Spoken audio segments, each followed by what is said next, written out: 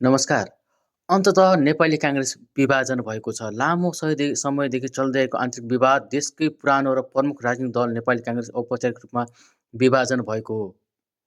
लामो समयदेखि चल्दै आएको आन्तरिक विवाद अन्ततः पार्टी फुटको रूपमा परिणत भएको हो। पार्टी सभापति शेरबहादुर देउवा पद छोड्न तयार नभएपछि असन्तुष्ट समूह काङ्ग्रेसबाट अलग हुने निर्णय गरेको हो।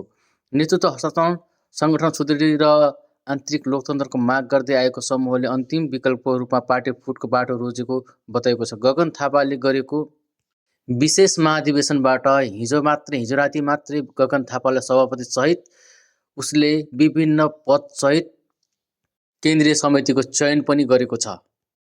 पार्टीभित्र लामो समयदेखि सभापति देउवामाथि एकल निर्णय गर्ने, युवाहरूलाई अवसर नदिने र नेतृत्व परिवर्तन नचाहने आरोप लाग्दै आएको थियो। पटक पटक भएको छलफल बैठक र समझदारी प्रयास असफल भएपछि विवाद चुलिएको थियो।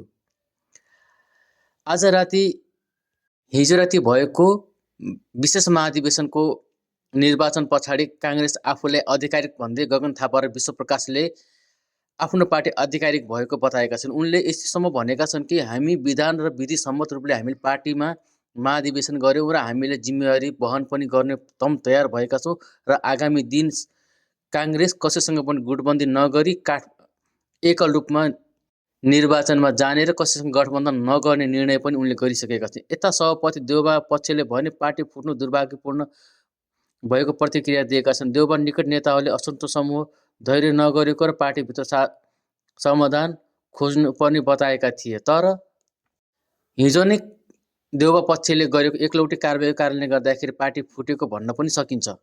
शेरबहादुर देउवा समूहले गगन थापा र विश्वप्रकाशलाई 5 वर्षका लागि पार्टीबाट निलम्बन गरेको र साधारण सदस्य पनि नरहने गरी कारबाही गरेको थियो। तर त्यतिन्जेलसम्म भिरकुटी मण्डपमा भइरहेको विशेष अधिवेशनले उम्मेदवारी दर्ताको प्रक्रिया अगाडि बढाइरहेको थियो। उनी छलफल हुँदै पनि उकातिर देउवा निवासमा छलफल भइरहेको थियो भने अर्कोतिर भिरकुटी मण्डपमा चाहिँ निर्वाचनका लागि पदाधिकारीको लागि नाम दर्ता कार्यक्रम चयन भएको थियो।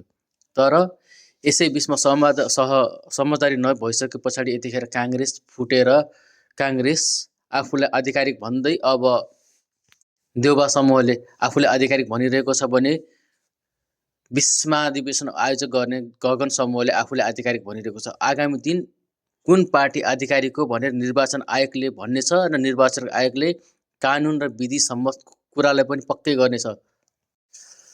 हेर्दै जाउँ आगामी दिन कस्तो रूपले अगाडि बढ्नेछ काङ्ग्रेस।